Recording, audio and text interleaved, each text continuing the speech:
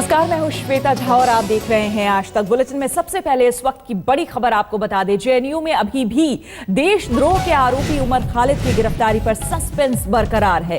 Police अभी भी JNU campus में दाखिल नहीं हुई है और सूत्रों के मुताबिक ताजा खबर यह है कि पुलिस अभी जेएनयू कैंपस में दाखिल नहीं होगी और अगले 1 घंटे में पुलिस विश्वविद्यालय वीसी ऑफिस से बात कर सकती है। खबर यह भी है कि पुलिस ने वीसी ऑफिस से कहा है कि उमर देशद्रोह का आरोपी है और उसे संबंधित पुलिस थाने में पेश किया जाए। अभी भी सभी आरोपी जेएनयू के प्रशासनिक ब्लॉक में मौजूद हैं। तो बड़ी खबर इस वक्त की, 5 आरोपी जेएनयू कैंपस में मौजूद हैं। पुलिस गेट के बाहर मौजूद है लेकिन अंदर नहीं जा रही है। खबर ये आ रही है कि वाइस चांसलर ऑफिस में बातचीत हुई है पुलिस की। और ये तो तस्वीरें आप देख रहे हैं, ये सुबह की तस्वीरें हैं जिसमें आपको उमर खालिद अपने दोस्तों के साथ, अपने समर्थकों के साथ दिख रहा होगा। 5 आरोपी यहां पर कैमरे के सामने, सुबह की तस्वीर। जो दर्शक अभी अभी हमसे जुड़े हैं उनको हम बता दें कि ये 5 आरोपी जिन पर देशद्रोह का आरोप है, ये बीती रात कैंपस में, जेएनयू के कैंपस में दाखिल हो चुके थे। जिसके बाद इसमें से एक ने ट्वीट किया था, आशुतोष ने ट्वीट किया था और कहा था कि हम कैंपस में मौजूद हैं। बीती रात जेएनयू में उमर खालिद ने कुछ छात्रों को संबोधित किया। क्या कहा, आइए सुनते हैं।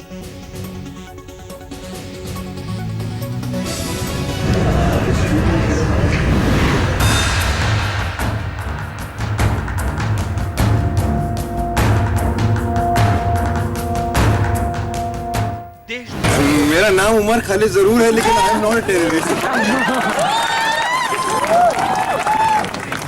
ये लड़ाई कुछ हम 5-6 लोगों के लिए नहीं थी। आज ये लड़ाई हम सारे लोगों की लड़ाई है। आज ये लड़ाई इस विश्वविद्यालय की लड़ाई है।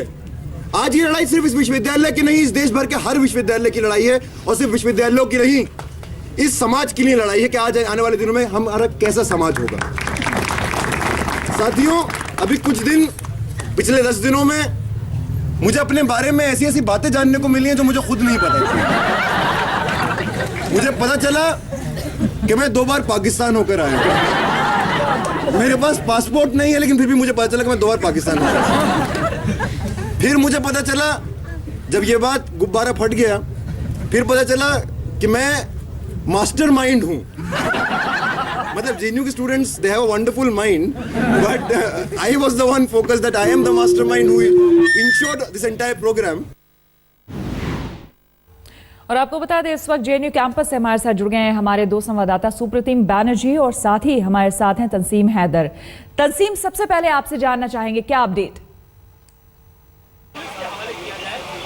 जी, अभी जो दिल्ली पुलिस के सूत्रों से खबर मिली है कि आधे घंटे के बाद दिल्ली पुलिस के जो अफसर हैं वो वाइस चांसलर से बात करेंगे और एक मीटिंग करेंगे। उसके बाद ये तय होगा कि आखिर जो आरोपी छात्र हैं इनकी गिरफ्तारी कैसे की जाए, क्योंकि दिल्ली पुलिस रात से ही कैंपस के अंदर घुसने से कतरा रही है। एक फोर्स आई भी थी रात में, उसके बाद करीब 12:30 बजे वापस चली गई। सुबह भी फोर्स का डिप्लॉयमेंट हुआ था लेकिन फोर्स अंदर नहीं गई।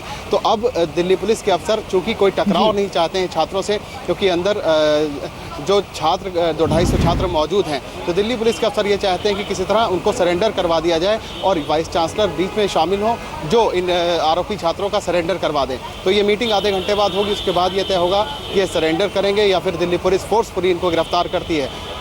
बिल्कुल, हमारे साथ सुप्रतिम भी बने हुए हैं। सुप्रतिम, यहाँ पर आपसे जानना चाहेंगे, वीडियो हमने देखा बीती रात का जिसमें उमर खालिद साफ तौर पर कह रहा है कि ये समाज की लड़ाई है, विश्वविद्यालयों की लड़ाई है, लेकिन वो वीडियो भी सामने है जिसमें देश विरोधी उसने नारे लगाए थे। ऐसे में जो जेएनयू के स्टूडेंट्स हैं, छात्र हैं, वो अब क्या चाह रहे हैं?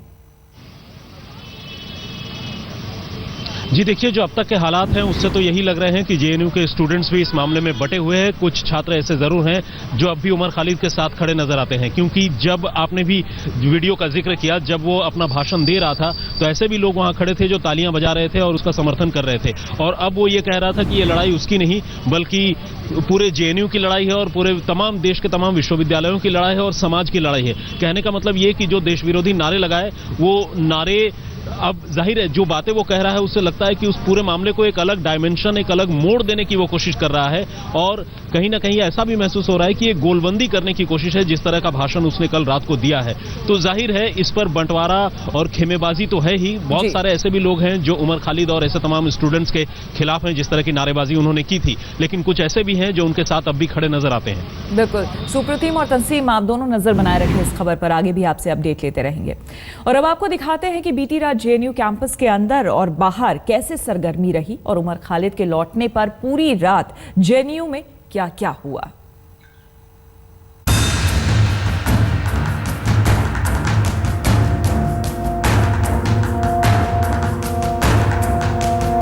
देशद्रोह का आरोपी उमर खालिद लौटा। आज ये लड़ाई हम सारे लोगों की लड़ाई है। जेएनयू में उमर खालिद की दोबारा नारेबाजी। मुझे अपने बारे में ऐसी ऐसी बातें जानने को मिली हैं जो मुझे खुद नहीं पता था। देशद्रोह के 5 आरोपी छात्र जेएनयू लौटे। संघ और केंद्र के खिलाफ लगाए नारे।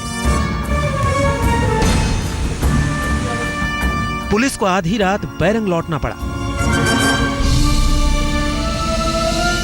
जेएनयू में 21 फरवरी की देर रात से लेकर 22 फरवरी तड़के तक हाई वोल्टेज ड्रामा चला। पहली तस्वीर जेएनयू कैंपस में उमर खालिद समेत बाकी छात्रों के साथ मीटिंग की है। दूसरी तस्वीर खालिद की गिरफ्तारी के लिए जेएनयू गेट पर इंतजार करती पुलिस की है और तीसरी तस्वीर दिल्ली पुलिस के कैंपस से बाहर के निकलने की है। 21 फरवरी की देर रात एक बार फिर जेएनयू कैंपस में उमर खालिद समेत देशद्रोह वाले प्रदर्शन के आरोपियों की भीड़ जुटी। जब ये बात गुब्बारा फट गया फिर पता चला। ये तस्वीरें 21 फरवरी की देर रात और 22 फरवरी तड़के की है। जेएनयू के students they have a wonderful mind, but JNU campus में उमर खालिद समेत देश विरोधी प्रदर्शन करने वाले 5 आरोपियों के लौटने की खबर मिली। इसके बाद एक बार फिर छात्रों और दिल्ली पुलिस की हलचल बढ़ गई। घटनाक्रम के मुताबिक 21 फरवरी की रात करीब 12:30 बजे उमर खालिद के जेएनयू कैंपस में होने की खबर मिली। उमर खालिद, अनिर्बान, आशुतोष, अनंत और रामा नागा कैंपस में देखे गए। सूत्रों के मुताबिक उमर खालिद समेत 5 आरोपियों ने संघ और केंद्र के खिलाफ नारेबाजी की।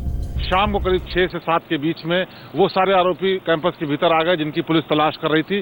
दिन भर दिल्ली पुलिस ने तमाम लोगों से पूछताछ की जिससे पता चल सके कि आखिरकार उमर खालिद कहाँ है, लेकिन वो अचानक यहाँ कैंपस में पहुंचा लोगों के बीच में और उसके बाद उसने देश के लिए जो बात कहनी थी, जो अपनी भाषण देना था वो दिया और बताया कि वो देश विरोधी नहीं है बल्कि उन्होंने कोई भी ऐसा काम नहीं किया है जिसमें देश की छवि पर खराब हो।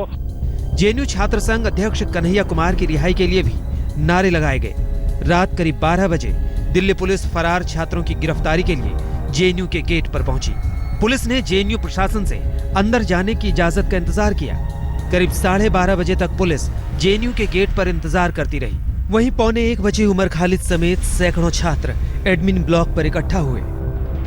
छात्र संघ के जो तमाम लोग थे, जो उमर खालिद के साथ लोग थे, उन लोगों ने कहा कि वो पुलिस के सामने आत्मसमर्पण करने के लिए तैयार हैं, लेकिन किसी भी कीमत पर उनको कैंपस के भीतर नहीं आने देंगे। और उन्होंने फिर से बार बार दोहराया कि वो देशभक्त हैं और उन्होंने देश के खिलाफ कुछ काम नहीं किया है।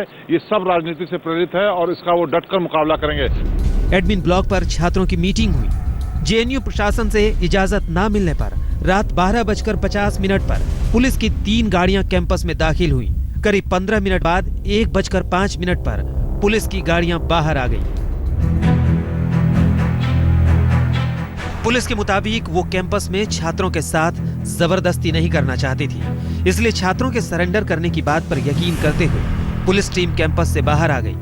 मगर रात करीब 2 बजे तक कैंपस में उमर खालिद समेत सैकड़ों छात्रों के बीच मीटिंग चलती रही। सूत्रों के मुताबिक उमर और बाकी आरोपियों ने सुबह सरेंडर करने की बात कही।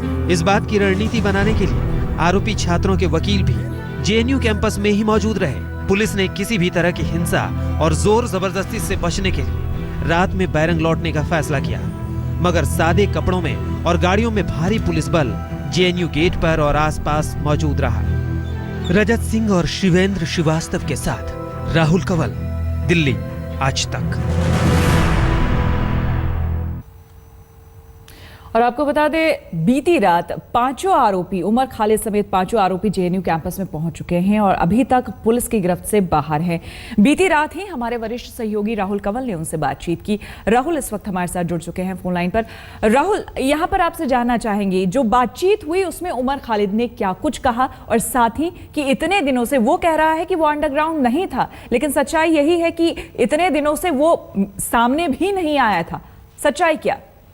देखिए, सबसे पहले तो उमर खालिद के आगे जो लोग खड़े थे उन्होंने कहा कि आप कैमरा लेकर उनसे बातचीत नहीं कर सकते हैं, अगर ऐसे ही आप चाहें बिना कैमरे के बातचीत करें तो आप कर सकते हैं।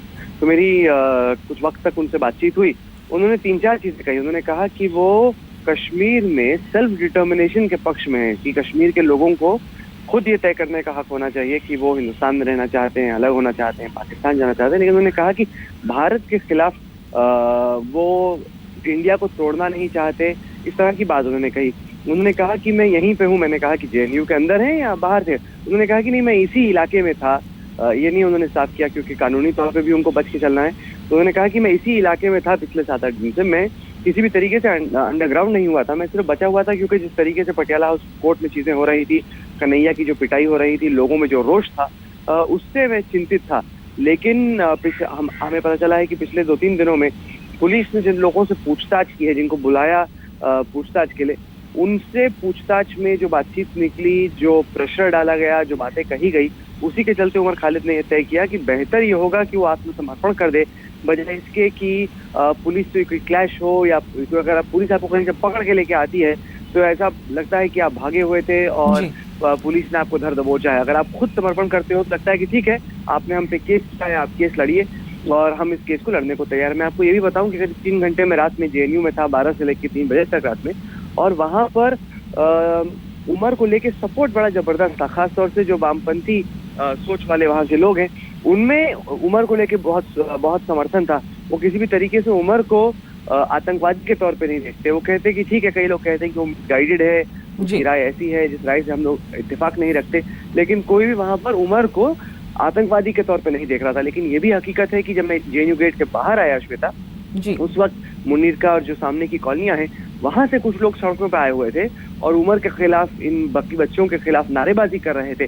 तो कहीं ना कहीं एक द्वीप की तरह जेएनयू इस वक्त है, जहाँ की सोच एकदम जुदा है जो बाहर जेएनयू कैंपस की सोच थी उससे। बिल्कुल राहुल, इस सोच के बारे में भी आपसे और जानकारी लेंगे और बातचीत करेंगे, क्योंकि बीती रात आप खुद कैंपस के अंदर मौजूद थे। आप बने रहे हमारे साथ। और अब आपको 2 तस्वीरें हम दिखाते हैं, जिसमें भाषण आपको देखने को मिलेगा उमर खालिद का, एक बीती रात का और एक 9 फरवरी का।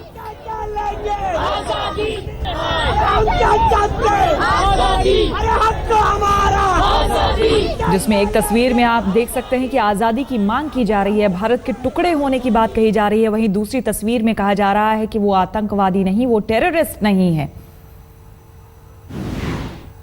रुकेंगे एक और छोटे से ब्रेक के लिए, आप देखते रहिए आज तक। बिहार से जहां आरजेडी ने रेप के आरोपी अपने विधायक राजबल्लभ यादव को पार्टी से निकाल दिया है। राजबल्लभ यादव पर एक नाबालिग से रेप का आरोप है। केस दर्ज होने के बाद से ही फरार चल रहे हैं आरोपी विधायक, और अब पार्टी ने